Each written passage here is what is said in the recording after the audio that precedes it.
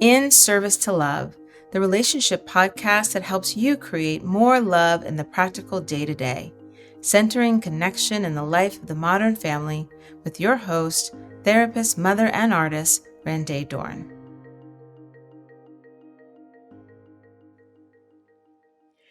Hello, this is Randé Dorn, and welcome. This is the In Service to Love podcast. So happy that you can join me today. As I record this, it's pretty late in the evening, but it is the evening of my birthday, January 16th, and I turned 49 today. I want to congratulate myself. I love birthdays. I love people saying happy birthday, singing happy birthday.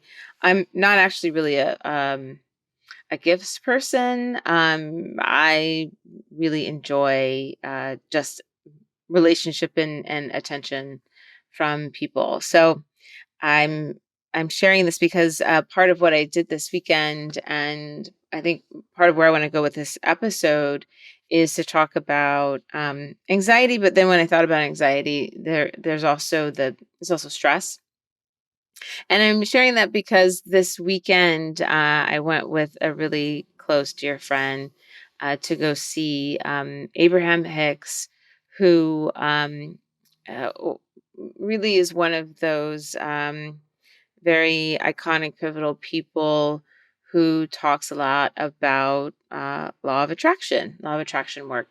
And it is something that I toggle between that work and the work of spirituality and faith. And when I think of law of attraction, to me, it is this idea that one, we do have a sense of creating, of having control of how we create our lives, that we're still co-creating. And for some people, they say co-creating with spirit or with source. I also think of it as co-creating with the other people in your world, including all the people in your world. And what I got out of the conference, and the what was really emphasized to me, or what stood out to me, was this idea of being really present in the now with your spirit, your higher self, your kind of knowing self. And all we have really is the now. And in that place of now, can you stay in your highest pleasure? And a lot of this work around law of attraction work is around kind of staying in your pleasure and your playfulness, in your what might be considered kind of like your highest vibration. uh People who are in this work really think of it as energy work. And to make it really kind of basic, that if you have low energy, if you're tired, if you're stressed out, if you're angry, that you know, what you typically will interact with that day is more of the same.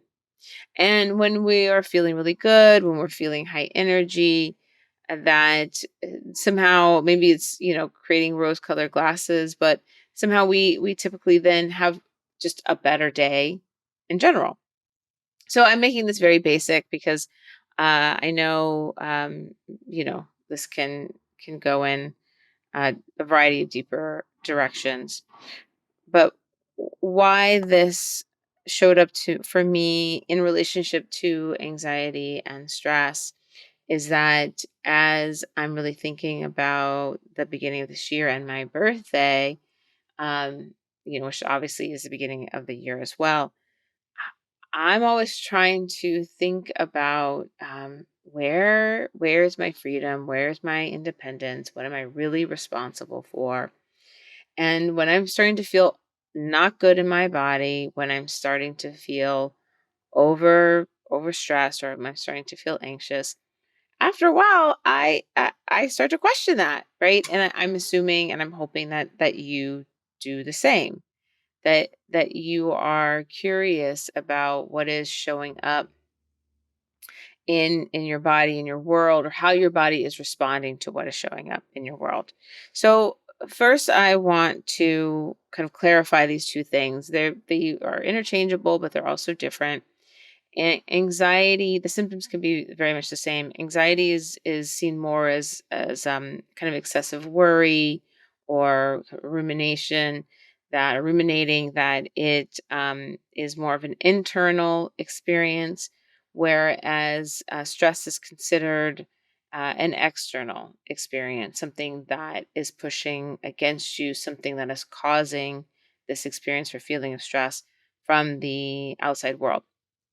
Stress isn't always bad. We stress ourselves when we are growing ourselves. We stress ourselves when we're growing our muscles, when we're exercising. We stress ourselves when we are kind of pushing into new territory, new learning. It grows us. So it isn't necessarily all bad, but obviously anything out of proportion, um, an experience that where stress is happening for the next year or is happening in a way that is causing harm to ourselves, is not good. So I want to read some of the symptoms that may show up. This one's saying stress, but it's very close to anxiety. It's related to one, the fight, flight, and freeze response. I'll talk a little bit more about that in a moment. It is the physical sensations that have to do with anger and irritability, fatigue, muscle pain. Sometimes you can have stomach, digestive problems, headaches, definitely difficulty sleeping, difficulty eating, weight change can also happen. Definitely, like I said before, the excessive worry, other sometimes symptoms of anxiety, can a feeling of panic, of kind of fluttering, heart racing, sweating. Sometimes people can feel tingling or numbness. You might experience it in terms of rapid, also speaking, rapid heart rate, um, changes in breathing that might feel restrictive.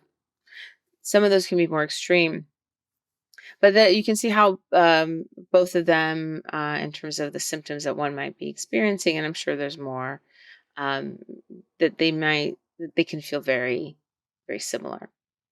And and yet I am thinking about um, anxiety, partly why I was at that conference and partly why I was so excited about it is that I knew that I one was in a season and continue to be in a season of my life where I know there's change that's coming and there's change that's being called. And I knew I was going to push myself for a while and then see where the dominoes fell. And I wanted to, I love when I go out of town, even a long drive is so helpful for me. I love when I get to have the experience to just kind of slow down for a minute and be the listener and the learner and allow for any messages that are coming through, for me, that would be helpful to make these decisions, what's working, what stays, and what goes. And the more I live my life, certainly if you've listened to some of these other podcasts, it's like I'm always really trying to push up against where do I find and feel my maximum sense of liberation? Where do I feel that freedom?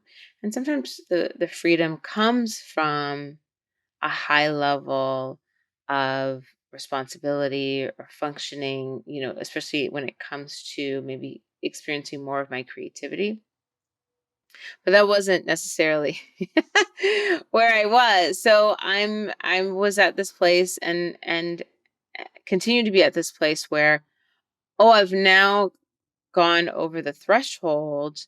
I'm feeling a certain level of stress and anxiousness that now is proving to be uncomfortable. So what do I want to let go of. And so it was really helpful for me to be at a place like that. I experience anxiety. I don't know that many people know that, and I say that because again, part of this is especially with anxiety is a hypervigilance.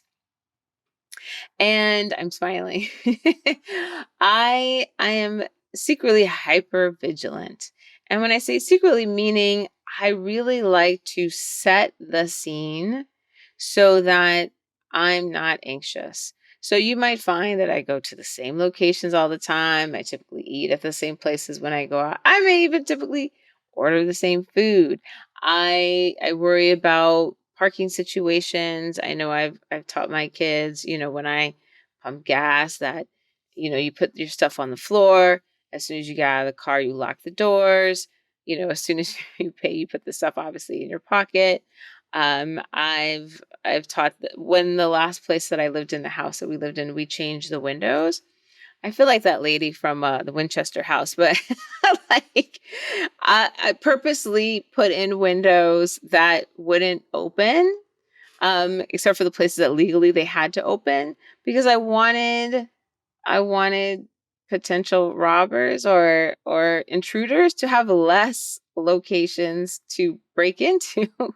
But I mean, yes, that was a real thing that I did. And there's probably other things very similarly that I do in ways like set myself up in ways so I could successfully be in control of my environment and successfully not be anxious. And if there are places that feel almost too new or too, where I might feel too vulnerable, like if I go on a first date, I don't wear flats, but I wear heels that have chunky heels, right? Sometimes I wear flats or boots so that I can run. Like, it's like, okay, why are you going on a date with someone that you potentially don't trust enough to wear um, vulnerable shoes in? But that's just me being um, hyper vigilant and super, super cautious. And, it works for me because I typically often feel safe. And for people who experience me in person or even here on this podcast, I typically feel very grounded. I feel very warm to other people. I am now much more like chatty and able to receive people. I was very shy growing up. Not so shy that I couldn't talk to people, but I was very shy. I didn't have a lot of friends. Um, so I spent a lot of time reading and by myself, reading fairy tales. Loved reading Brothers Grimm again because I wanted to know all the strategies. That maybe I could learn from those adventure tales that would I guess keep me safe. Um keep me being a survivor. I'll share I also will sometimes look up this is also, I guess, vulnerable for me to say. Like, I'll do like research on serial killers and stuff because I wanna understand what they were looking for, how they did it, so that I could keep myself out of those situations. So I'm often doing some level of research or cognizance or like just doing something where I've already prepared myself, created a particular container, even in the outside world, so I feel safe. So I asked I put a couple of questions, but some of them already answered. One of them was like, how do I know that I'm experiencing either stress or anxiety? Again, there's irritability, there's feeling of panic or of heart rate, of maybe restrictive breathing sometimes, of anger. There might be a feeling of squeezing in your chest, sweaty palms, worry, excessive worry. And then, why do I have it? Why am I having, a certain level of stress or anxiety? I'll say what I wrote down first in terms of anxiety. That our hypervigilance, or what I would consider a lack of trust, is that first there's typically a disconnection between our body and our sometimes our behavior or ourselves, our minds. And when I say a disconnection and a lack of trust, is that this world really asks some crazy stuff of us. And, even if you're just, staying abreast of the news, I mean, I can't imagine why one wouldn't be anxious or stressed out about the headlines, about what people are saying, about always the world is burning. And then the world asks us to keep, going to work and having children and being in our pleasure and being joyful. And yet it also keeps pinging us. It also keeps like tapping our nervous system in a way that is so consistent, persistent, and painful that we almost have to, or maybe completely have to, turn ourselves off a little bit so that we can live life and get things done. So the world is asking us to numb ourselves so that we can work more hours, so that we can be more disconnected. Right. I think, especially before the pandemic, for working 56-hour work weeks outside of the home. I mean, who are you interacting with? Like your coworkers, but if you have a family, if you have kids, that's so much time away from people that you love, working weekends, not having any rest. And so we're under resourced, we're over functioning, we're stressed out because we have to, turn that thing into Bob later, and we have to do those extra hours. We have to stay up late to post that thing. And then, we're like, "Oh, why does this feel so uncomfortable in my body?" It's like, "Well, you're asking your body to do something it wasn't built to do." Yes, it can be pushed a little bit in terms of stress, again, for our growth, right? But to be stressed out all the time or to be anxious all the time, our nervous system isn't necessarily made or built for that. So we start to get into this position where what I would consider a lack of trust, meaning I'm now disconnected from my own knowing. I've disconnected from my body. And then from that place, then I don't feel safe because I'm not getting true messages. I'm only getting messages from the outside world that's telling me to do more or try harder, or that's telling me to watch out or save yourself or get away or save more money or spend your money or right. We're then listening to only these outside influences that are telling us to do what they're telling us to do and to worry about the things they're telling us to worry about. So I think, therefore, that I don't think anxiety is bad in this reason. I think in some ways anxiety is the body trying to get our attention. And it keeps ratcheting it up the more we ignore and disconnect from ourselves. So of course our heart rate's gonna go up, our body. It's like, all right, well, the heart rate thing didn't work. Let's try sweat, guys. All right, so the sweating thing didn't work. Well, let's try maybe giving them a headache, or maybe let's try, making them feel irritable or uncomfortable. I see anxiety just like I see depression. Actually, many of the symptoms that we might or diagnoses that we might talk about, I see many of those things as our body's way of trying to get our attention. I see it as our body's way of trying to open communication with us. And if we would just turn our attention to ourselves, to our bodies, to how we're feeling, those things would start to exhale. Okay. All right. So now, all right. Now she's looking. Now she's listening. If I were just, and I've done this before, but if I were just to ask myself, what am I anxious about? What is showing up in this moment? Or even if I ask myself, like, oof, I can feel my chest being tight. Like, this may sound silly, but it's like tightness. Like, what do you need? What are you trying to tell me in this moment? Anxiety, what are you trying to tell me about myself in this moment? Depression, feeling the symptoms of depression. What are you trying to tell me about myself in this moment? Our body is so, I've said this before, our bodies are genius. They are always trying to integrate and to connect.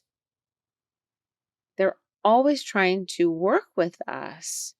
But sometimes if we go so far as to normalizing anxiety and stress, so much so that we ignore it, our body is going to ratchet up the symptoms in order to invite us into a conversation.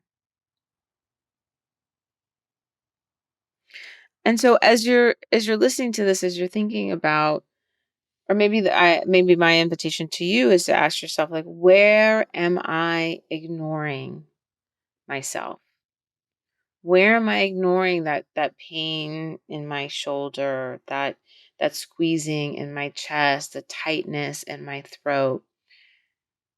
Where am I ignoring the amount of times I'm getting a headache or that my back is bothering me?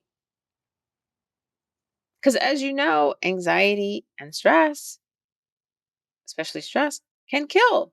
So can anxiety, right? If we end up in a place where we are so worried about whatever it is we're worried about, but certainly usually we end up worrying about the future on some level, um, worrying about our safety, worrying about what ifs.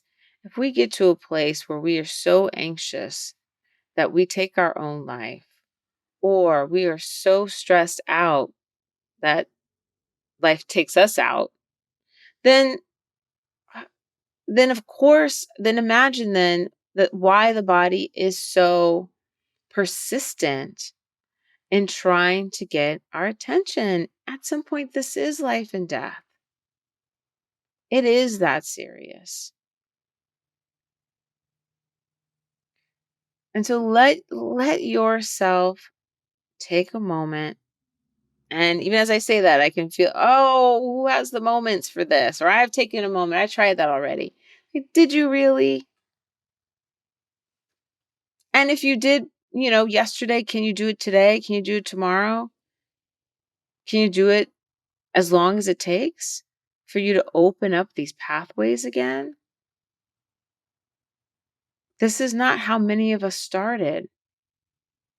Remember, typically there was some time where you had joy, where you had laughter, where you had play. Many of us, probably most of us, and I know not all of us, but I do believe that all of us were built with the capacity to have that.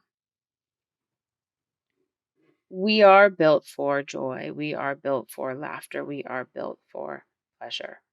And we are built to take on a certain amount of stress as we grow and develop in our lives. But I do not believe that we were built or born to live there. So, listening, think of anxiety, think of the experience of stress as symptoms of signals, as an invitation. And so I said I was going to go back to the nervous system, the fight, flight, or freeze, just to just say more about what those are. That those are responses to stress, right? They're responses to a lack of safety or feeling a lack of safety. And so, and if we have these responses, what we might typically do is like have one that we end up kind of creating a deep groove with, and so that becomes kind of typically our response. So these are all pretty self-explanatory. Fighting may be arguing, fighting may be physical fighting, fighting may be kind of pushing against a particular situation. Either way, all of these things are ways that our nervous system is trying to escape in order to um, create safety. So fighting may also actually be fighting to, again, physically create space around myself. Flight is kind of getting out of there, it's leaving. Flight can be not just only physical, but again, the numbing sensation of getting out of our, like, just literally disappearing out of our head or our body, a loss of time, just kind of a sense of a feeling of disappearing. Flight can also be, I can't be in this conversation or this argument or this uncomfortable situation. So I literally leave. I leave the room. I'll hear from couples that one typically has this way of dealing with stressful situations, and so they'll take a walk, they'll go to the bathroom. That they usually, again, all creating space, enough space around the body, a container of safety around the body, so that my nervous system can come back down. The other one is freeze. There's a last one that's now being spoken about, which is fawn. But freeze is we just get stuck, like almost we become unmovable. You can find this showing up in uh, sexual abuse situations where, again, we may just kind of disappear out of our body, or our body just stops moving, it stops fighting, it just stays still. We'll see this in animals. Sometimes uh when they're these are all survival, right? And then fawning is when we go into kind of a hyper pleasing, like, oh my goodness, like, I had a situation, where a person that seemed pretty scary to me, but I was in a public space, but it was at night, and came up to me and wanted to talk to me, and I was like, I would not like to talk to you, sir. I mean, I don't know exactly the words I said, but basically it was like, no, thank you, sir. So I'm being polite, right? Fawning is like a level of politeness that is, or kindness, but it's fake. And it's done again because I'm trying to survive a particular situation. So these are all steps that and when they say kind of stress responses or survival responses, these triggers, fight, flight, freeze, or fawn, they're not something that I choose to do. So remember that, especially again, when I said in terms of freezing, especially in sexual assault situations, it's not something I decide I'm just going to stop moving.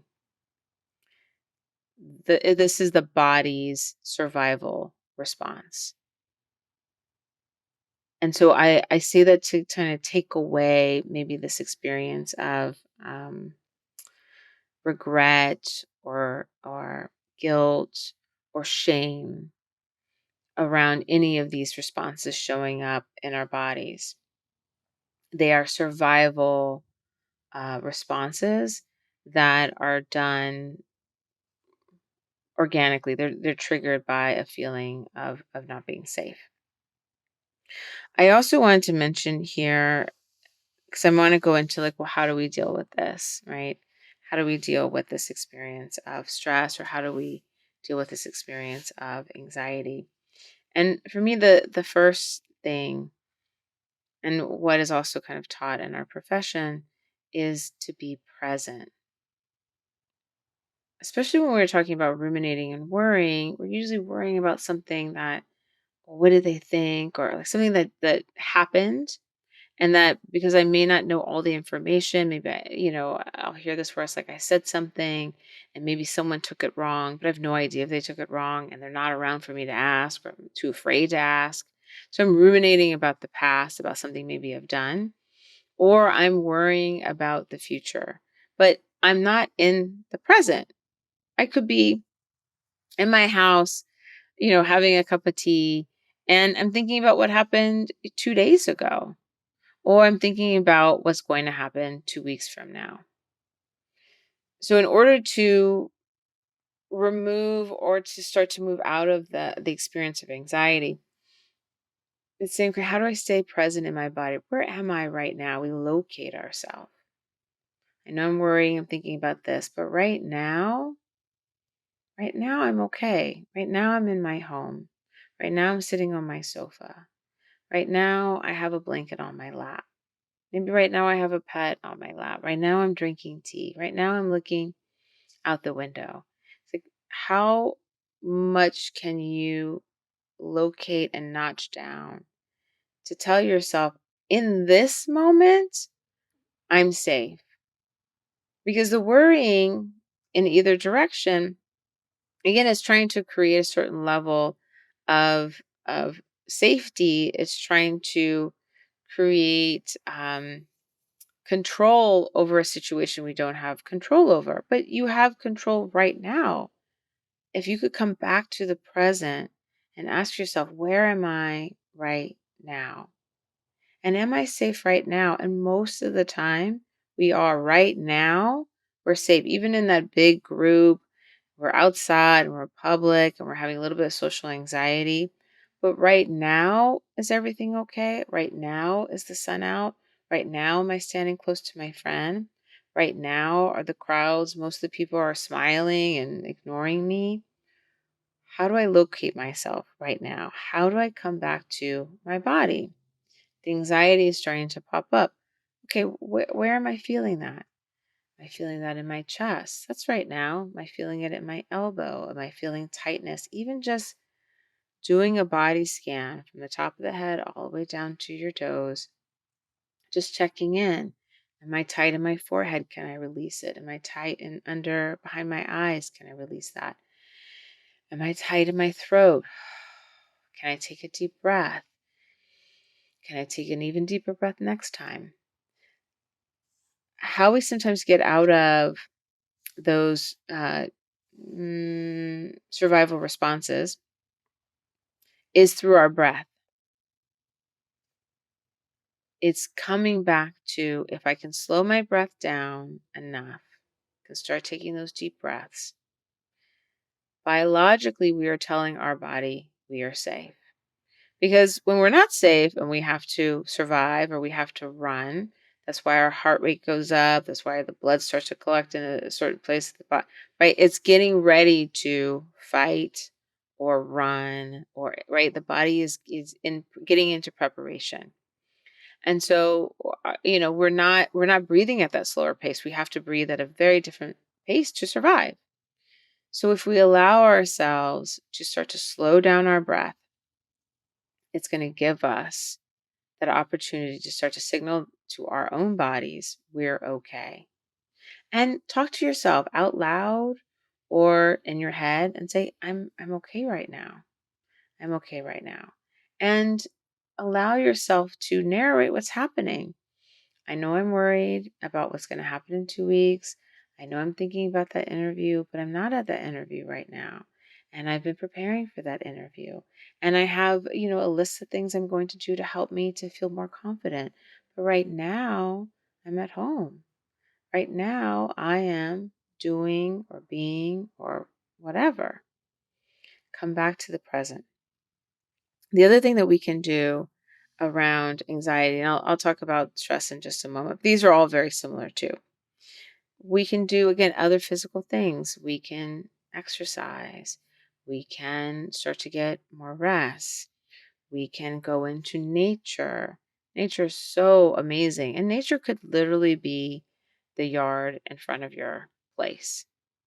We can do grounding exercises. Grounding is another way of just kind of connecting our body and our energy into nature, meaning that we can use nature to kind of discharge some of the like yucky energy that's kind of running around inside of us. So you can put your feet, has to be bare feet, your bare feet in the grass if there's some, in front of your yard, or you can go to sand, at the beach or at a playground. You can put your feet in water. You can go again to the beach, or you can go sit in your tub, or you can put a little pot, and put some warm water and put your feet in there. What else? I also say you can put your back up against the floor, right? Get as close to the earth as possible. You can also put your back up against a wall, because it's wood, right? You can also, if you want to touch metal, so if there's a door handle or there's a bar somewhere, right? That's also um, very more kind of organic material. So it's like wanting to get into the closest, most organic material that we have access to at the time. If you have plants in your house, right, put your hands in the soil or go outside and put your hands in the soil. All of this, again, in combination with the breathing, is going to help you to settle back into your body. What again, anxiousness or even and worry and certainly sometimes stress, what it's doing, it's getting us ready to flee. It's getting us ready to survive. And so we're kind of like in this light floating place versus coming back down, grounding ourselves, getting into our own weight. Let me see, what else am I wanting to think about in terms of what you can do? I want to mention medication, but before that, I'll mention again stress, like why I'm separating them again, like I said, because the stress is more of an outside thing, is also to really think about what am I creating? Again, this weekend, I was really asking myself, it's like, if I'm feeling this way, what's my part in this? Pretty much 100% of it, but like, what am I doing? What am I saying yes to that I really should say no to? What do I have to let go of in order to feel less stress?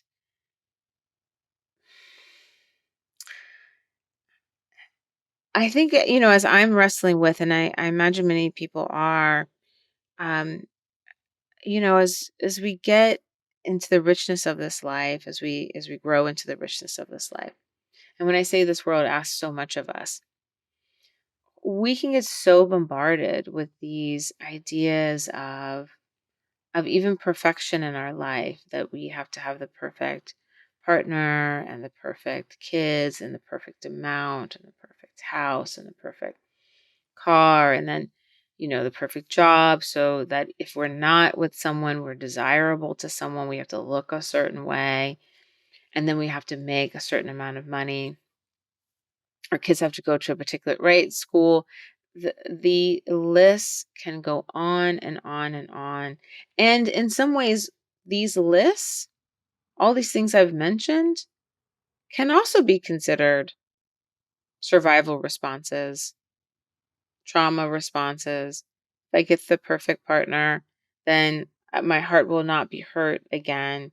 If I send my kids to the perfect school, then they'll have the perfect jobs, and then I will never have to worry about their unhappiness or them not having money, and our legacy will go on.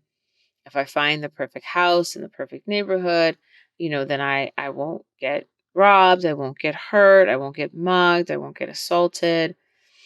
If I find the perfect friends, they'll help me to get the perfect job. If I make enough money, that's something that I'm working on, right? If I make enough money, if I make more money, and then more money and more money, then I'll be safe. It's part of my vigilance. Money means safety to me. And that may or may not mean safety to you. Partnership may mean safety to you, or the big, big house may mean safety to you. When really, some of this work can be internal, right? We're creating, it's like it's this balance. It's like we're stressing out about all of these external things that we think maybe we should have, or we've been told we should have. And why do we want them? So that I can feel safe in my existence. So I can feel safe in this world. So I can have some sense of a guarantee that I will live a happy, prosperous life, and that the children that I'm bringing into this world will also have a happy, prosperous life. But some of this work can be done by just taking a couple of deep breaths. Not all of it. I mean, we still need to pay our rent. But right? I mean, think about it. It's like if and this is, and I'm saying all this out loud because this is exactly where I'm at. It's like, where is the balance of what I could be doing internally with my soul, spirit, and my body, and what needs to be done and it needs to be done externally, right? Externally, I do need a home. I do not want to be sleeping out in the street. And so I need to do the things that I guess need to be done to create that particular circumstance, which would make me feel safe. Do I need the house that has 10 rooms in order to do that? That might be pleasurable. I'm going to say honestly, not to me. That just seems like a lot of cleaning, but like that might be pleasurable to someone. But but to know the difference. Oh, I'm doing this because this feels like fun. This feels like exciting. This feels like pleasure versus I'm doing this to keep me separate from the world. I'm doing this to create safety for myself.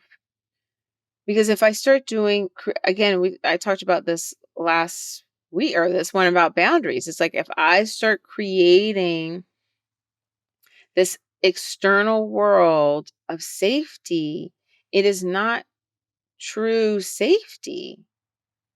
If I just do that and ignore the relationship with my body that's saying, you are now stressed out trying to hold on to all of this. You are now ruminating. You are now worrying. You are now being hypervigilant. You are now being paranoid about all the things you just created and built being taken away from you. That sounds awful as I say that out loud. And like I said, this is, I'm saying this out loud because it is what I'm also working through. When is enough enough?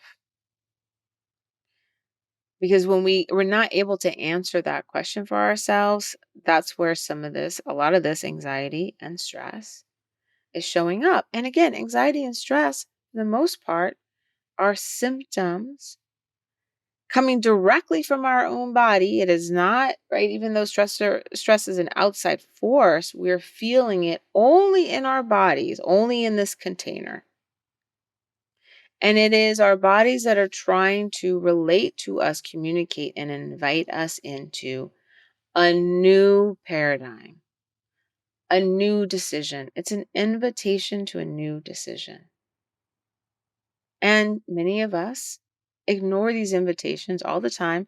And I want to say, thank goodness our body doesn't ignore us. And it keeps inviting, it keeps kicking up dust until we finally say something. And when I say this stuff can kill us, right? It's like what stress leads to, right? Is illness, cancer. I mean, so many things come out of us being overly stressed out and being under resourced and being overworked, overwhelmed, all the things, right? All these words. Medication, pivoting. Because again, people can use medication as a tool to numb this signal out. All right, well, I just have anxiety and I don't want to do the work required to not be anxious or stressed out. So let me take some medication, actual medication, pharmaceutical, pod, smoking, all kinds of things, right? Medication, drugs, alcohol, numbing myself out. And again, the lovely, gorgeous, genius body of ours isn't necessarily going to tolerate that. And thankfully so, right? It's always trying to give us an opportunity to course correct. But when I do talk to clients around medication, this is my pitch. One, I say I usually will talk about medication when someone has tried a lot of the other things. A lot of things are like taking walks, resting, exercise, eating healthy, strengthening your connections, all these beautiful things. That's when I'll typically say, "Hey, let's maybe look at medication." But again, my opinion, my opinion, medication at its best, and I'll use kind of the experience of being bipolar as a way to describe this. So if you look at the scale and the top of the scale is a 10 and the bottom of the scale is a 1. And the top of the scale of 10 is when you're manic, right? Like you're need to be hospitalized, you've done you spent all the money, started business, you traveled, you did all this like stuff that feels really really really dysregulated, not sleeping for 10 days, all the things. That's a 10. And then your 1 is the level of depression in, manic depressive episode, level of depression where I can't get out of bed. I may be suicidal, but I can't even do anything about it because I'm just tired. I'm sleeping all the time. I've missed everything. I'm locked in my house. Medication to me on its best day is that it closes the window from the 10 and the 1 to down to a 7 and up to a 3. So there's still a window of experiences. There's still a window of feeling. So the 7 at my top means I know I'll never get to a place where I'm so self-destructive that I've ruined my life.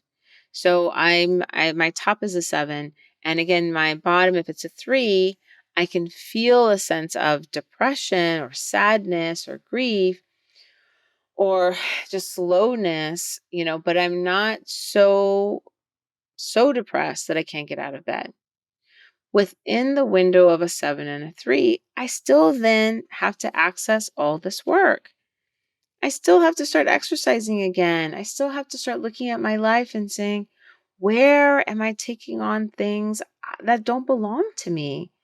Where am I overfunctioning? Where am I ignoring my body? Where do I need to be eating better, connecting to my relationships, grounding myself, going to nature? What I didn't mention, meditating, stretching, all the things, right? Again, within that window, I should still have a full range of emotions. I still should feel my sadness and my grief and my anger.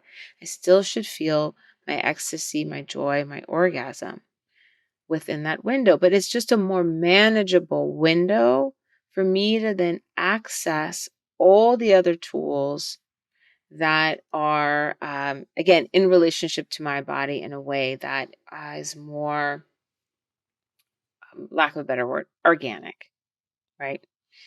That's my pitch in terms of medication. Medication should not be, to me, the experience where I can't feel myself, the experience where I feel numb or dizzy, or I just have no expression or feelings at all. And that's typically where we take this stuff, right? If I'm starting to take drugs or if I'm starting to take alcohol, that I'm taking, or even if I'm self medicating with things I've got from my neighbor, is that I'm doing it to the place where I'm just numb, where I'm really just trying to turn my body off. And your body is going to fight you on that. Your body's going to fight you on that.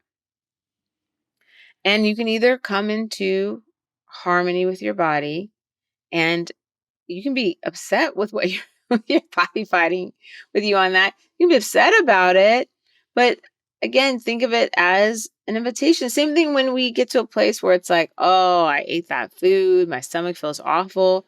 It's just an invitation. It's just your body letting you know that that stuff doesn't agree with you. Your body isn't trying to harm you for the most part. It is trying to let you know the things that it's giving you a response to the things that you're doing in your life.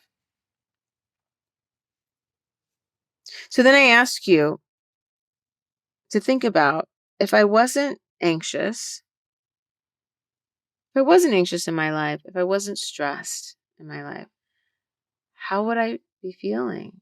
How would I want to feel? And another question to think about, what is making me anxious in my life, right? Like once I kind of connect to my body and say, ooh, what is it? What's the message? What's going on here? Why am I? And if your body's like saying, look, this job is awful. If that's the message that's coming up, if the message is like, you need to speak up more, if the message is, we can't stay in bed, like we need to go take a walk, we need to have that difficult conversation, we need to break up, whatever it is, right? The first go back to your body and check in. What's happening? I'm feeling this way. I'm feeling this experience. And then ask the experience, ask your body, what's the message behind that experience? What are you trying to tell me? What is it that I've been ignoring? Have that heart to heart with yourself. And as I always say, this doesn't mean just blow up your life tomorrow. It means stay curious. It means listen to the wisdom that's already with you and know that the wisdom that's coming through is always going to be in your best interest.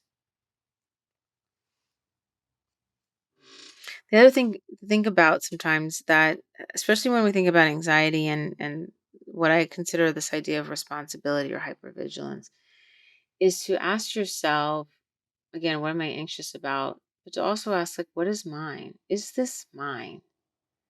Is this worry mine?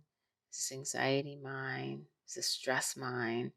Am I picking up things that don't belong to me? Am I picking up my daughter's stress? Am I picking up my grandfather's stress? Am I picking up my partner's anxiety or worry about something?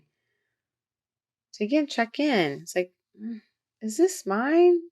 Or is this something that showed up when I walked into the room and I could feel that energy emanating off of somebody else? Is this mine, or is this what I picked up when I read the headline to that particular article? Is this mine, or is this showing up after I, read and saw all these fun loving, successful people on Instagram? What is mine? Because ultimately, all of this, to me, the opposite of all of this is your peace. When I think about my liberation, I think about my freedom, I think about this weekend, and I'm like, ooh, if I need to let go of some things. What I'm always seeking really is my peace, my integrated peace. I call it liberation, but it's like that is my body resonates peacefully. It resonates from this place of breath, of expansiveness, of love. We know the word that came up for me, holiness. It resonates from this place of like mm, sovereignty, like this holy sovereignty, but it's just this really lovely, loving, divine, just a peacefulness. And each of us know and are moving to or think you should think about moving towards, each of us know what that balance is. For some people, it's the house with 10 rooms. For some people, it's the house with two.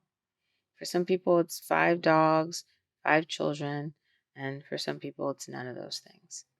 And so I can't answer that question for you. What's the limit or what's the balance or what are the outside stressors that hold us in against the inside, kind of like stretch and peace that's kind of vibrating from it within. You need to find that.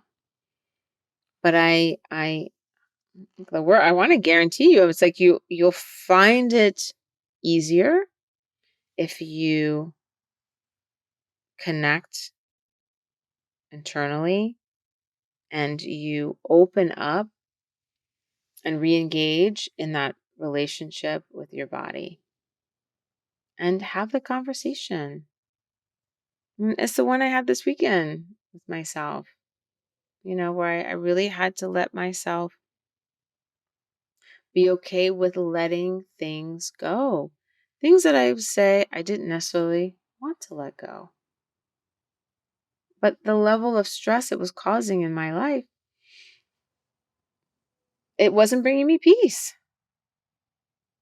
And so I'm letting some things go so that they could transform, and because I know my desire for these things are still there, I'm going to let them go so that they can come back into my life in a more peaceful way.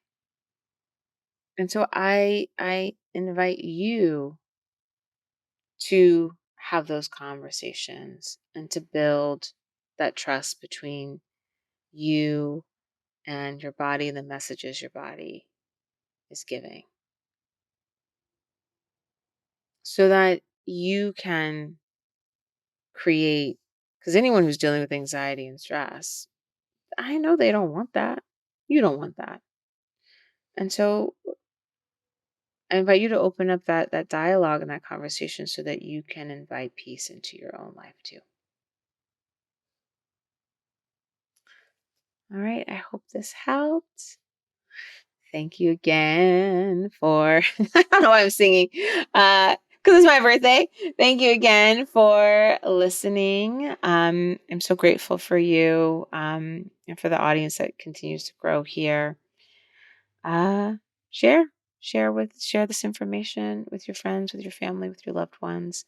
I, I, yeah, I offer you the experience of love, and I offer you the experience of peace.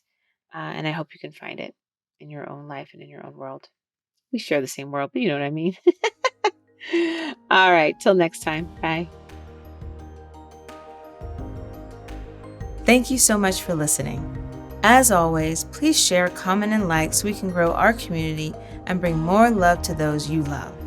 Great reviews mean a great deal to our work, so take a few minutes and write us a love letter today. Our hearts appreciate every word. Tune in next week for another episode.